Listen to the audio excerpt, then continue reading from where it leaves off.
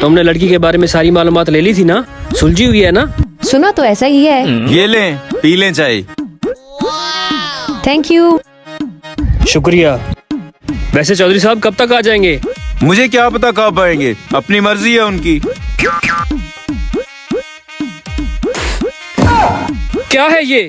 लगता है चीनी की जगह पे नमक डाल दिया तुम लोगों ने। ऐसी होती है चाय? अरे आप गुस्सा ना करें, गलती से डल गई होगी। ये गलती से नहीं, चौधरानी साहबा ने जानबूझ के डाला है। वो भी चाहती है कि आप ये रिश्ता ना करें। हैं?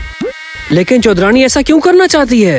अरे वो इसलिए कि चौधरानी खुद नहीं चाहती कि यहाँ रिश्ता हो। वो अपनी बेटी का रिश्ता कहीं और करना चाहती है और लड़की खुद भी वहाँ पे राजी है।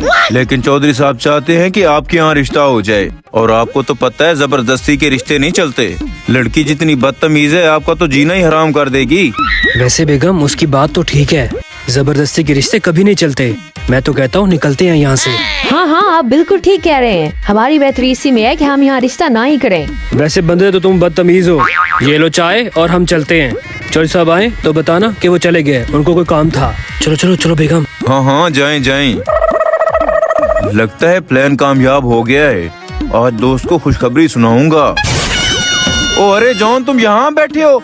मैं पता नहीं कहाँ नहीं तुम्हें ढूंढ के आया। और हाँ, ये बताओ तुम परेशान क्यों बैठे हो?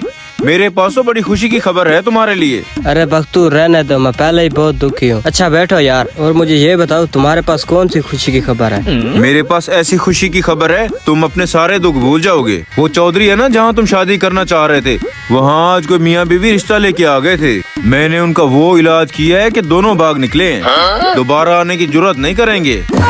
अच्छा तो वो तुम थे जेल इंसान, तुम्हारी वजह से मेरी जिंदगी खराब हो गई हैं? वो मेरी वजह से कैसे? वो इसलिए, वो जो रिश्ता लेने आए थे मेरे भाभी और भाई थे। आज मैं तुम्हें नहीं छोड़ूंगा। वो भाग ले बख्तू।